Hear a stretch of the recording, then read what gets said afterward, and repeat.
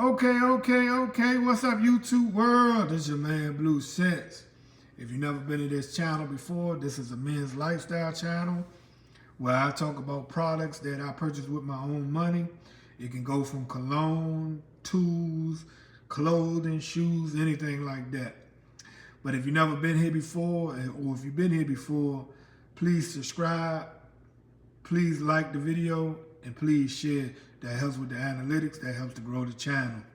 It costs nothing. Today's video is just a quick video that I had got asked a question. What should be the first house that I start with, or line, depending on if you're in the fragrance community or not. My thing would be is based off of your money. I go anywhere and buy fragrances. I tell people if I try to buy something that's expensive, I try to do duty free. You can go online, discounters and stuff like that, and get it for a fraction of the price that you'll pay in a department store. I shop at rack stores, but I've been doing this for a while, and I gave away a lot of bottles, because sometimes you spray something on in the store and you don't like it, and then a couple months later you get rid of it, but as far as going into the first house that I would recommend, my personal opinion, I like Chanel. I think Chanel fragrances, it fits me. I always get compliments with Chanel fragrances. The only knock that a lot of people would say is that they don't last, more than about 5 or 6 hours. But, I spray on my undershirt. I spray on my clothing.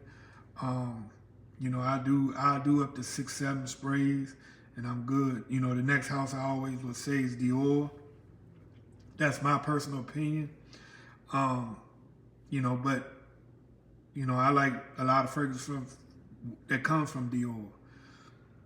As far as like cheapies, I got, and I just put a collection of just stuff here. You got the CK1, which is, this is CK all, but, all the CK1s, the Lacoste, the YSL, the Hugo Boss, they have big lines. It might be, it don't have to be this canister, but Hugo Boss and Boss, they got a huge line. CK1 or CK All or CKB. I mean, it's just a huge line, but the thing about it is your price point. My opinion, find out if you really like fragrances. That's the key thing. A lot of people start buying and purchasing fragrances, and you might not really be into it like that. I wear fragrances based off of how I feel. I don't buy fragrances off of something that I saw on YouTube or something like that. Like I like Lacoste. That's always in one of my top. One that I don't hardly speak about is Valentino. I like a lot of their fragrances, but I wouldn't buy their whole line because I don't like Born in Roma. That does not smell good to me. But some people love it. So, it's kind of hard for me to tell you what line to, or what house to just start with. I think you should start with individual bottles. Start like that, just buy one of this if you like it. Because like YSL, they have a lot of fragrances that smell similar. Blue Electrique, Le Parfum. They have a lot that smells similar. So if you just start collecting, yeah, you might like that smell, but to other people, you might smell like you're wearing the same fragrance. And then you're talking longevity and all that.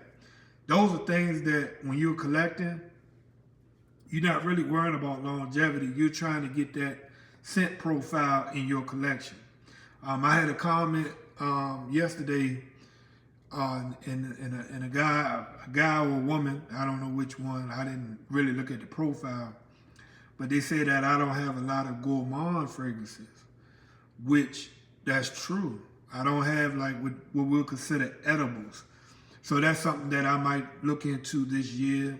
I had a couple that smell like apple pie. Like I got Herd in there. That gives you like an apple pie feeling.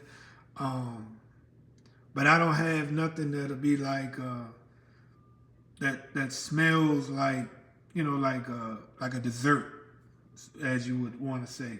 So I'm glad I got that comment. Think that I had one of my cousins come in and talk to me about that. But I definitely look into gourmand fragrances. But yeah, the lines that I would start with, like I said, is based off of your money. You can go niche. I have Creed Virgin Island water back there. I love raw oud. So it's certain niche houses that I die for. I like pretty much everything that Bond Number 9 makes. I like the Hamptons. I like what's that, Bleecker Street. I have Centerpiece.com.